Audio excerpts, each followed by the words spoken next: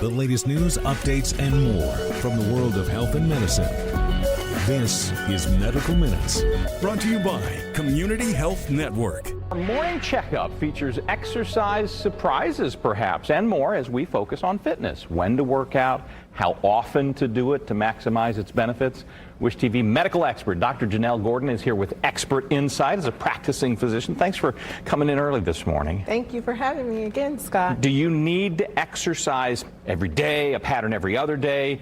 Or could you do it as a weekend warrior and still get the benefits? Exactly. So people are asking that all the time depending on what their schedule is. And oftentimes our schedules may change depending on what our duties are. So actually a study out of Mass General Hospital or Harvard Hospital did find that weekend warriors have just as effective decreased risk of disease as those of us who exercise more frequently. Are there some problems that really correlate? Those numbers jump out strongly to you? Yes. So what they found is that for cardiovascular disease and diabetes, those who exercise on the weekend for cardiovascular disease had a 23% decreased risk of disease versus those of us who were exercising more frequently, we had a 28% reduced risk of disease. Now for diabetes, it was 43% compared to 46%, so almost equal. So yeah, statistically speaking, there may be a fractional improvement with more regular, but those are both strong numbers. Exactly. Okay, so second question then is, how much physical activity do we need each week? What do we need to jam into those weekend sessions or parse out over the days? Yes, and it depends on what your health risks are and what your health goals are. But in general, we say that for adults, you should be exercising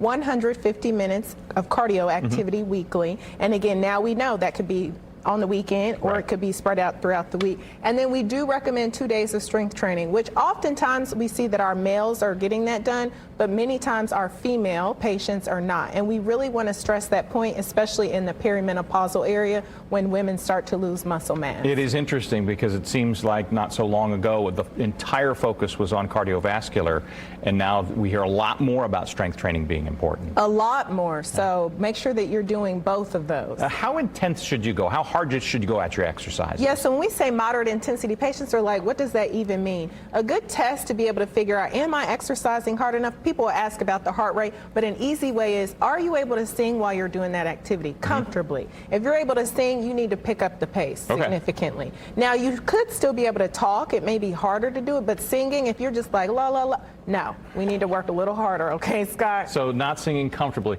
doesn't say you have to sing well at all. But well, you don't necessarily have to be a great singer, but it's a good test.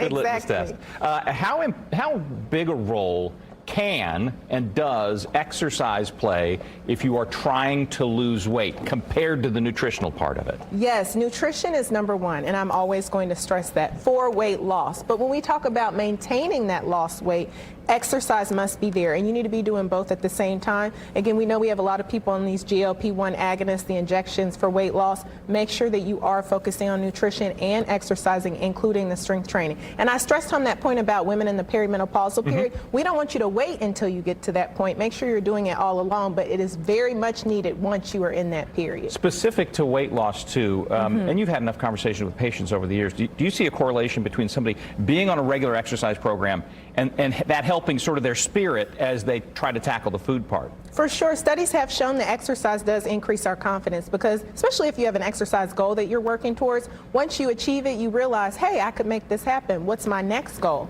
In terms of either increasing the intensity or trying an exercise that maybe you never thought you were confident enough to even do. All right. Thoughts about working out. Maybe some news in there that we can use if we think, oh, I can't do it every day. Just do it. Can't get up Monday through Friday. Hey.